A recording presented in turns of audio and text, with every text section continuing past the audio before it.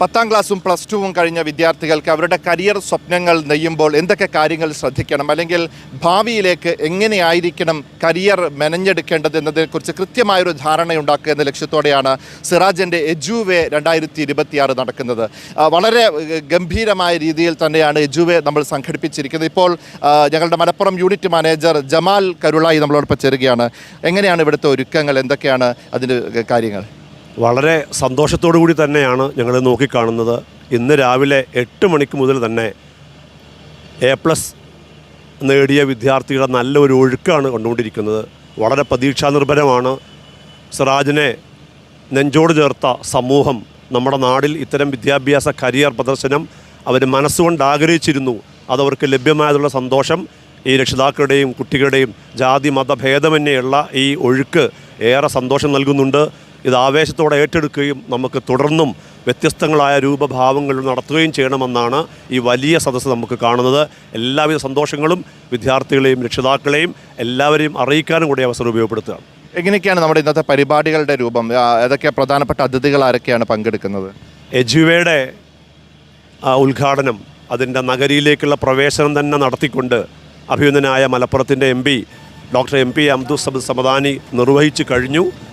ഇനി നമ്മുടെ പുതുതായി തിരഞ്ഞെടുക്കപ്പെട്ട MLA-മാരും നിലവിലുള്ള MLA-മാരടക്കം എല്ലാവരും TP അഷ്റഫ് സാർ അടക്കം, അതുപോലെ Malappuram collector in charge Shri Rajesh sir അവറുകൾ, കൈനിക്കര IAS അവറുകൾ തുടങ്ങിയ അതിഥികളെല്ലാവരും സമയത്തിനനുസരിച്ച് എല്ലാവരും നമ്മുടെ വേദിയിൽ വരും.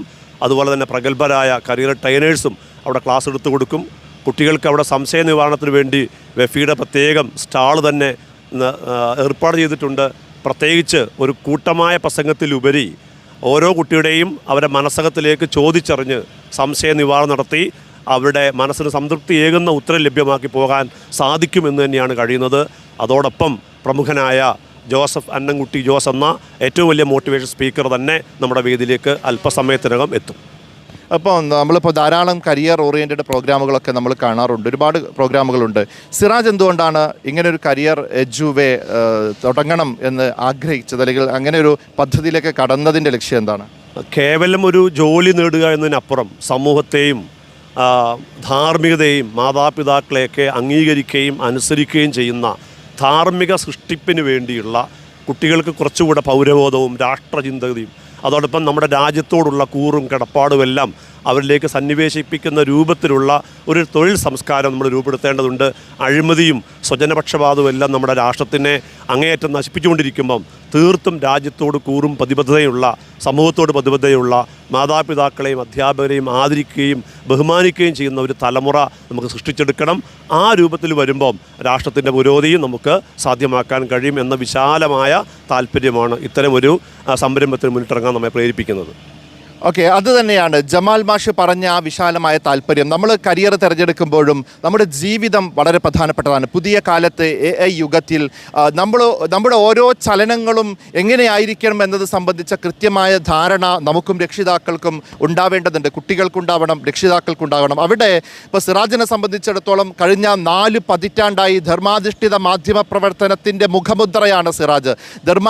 ധർമാധിഷ്ഠിത മാധ്യമ പ്രവർത്തനം മുൻനിർത്തിക്കൊണ്ടാണ് സിറാജ് പ്രവർത്തിക്കുന്നത്. അതുകൊണ്ട് തന്നെ സിറാജ് ഒരുക്കുന്ന എജുവേ അത് തീർച്ചയായിട്ടും വിദ്യാർത്ഥികൾക്കും രക്ഷിതാക്കൾക്കും ഒരു മുതൽക്കൂട്ടായി മാറുമെന്ന് തന്നെയാണ് ഞങ്ങൾ പ്രതീക്ഷിക്കുന്നത്.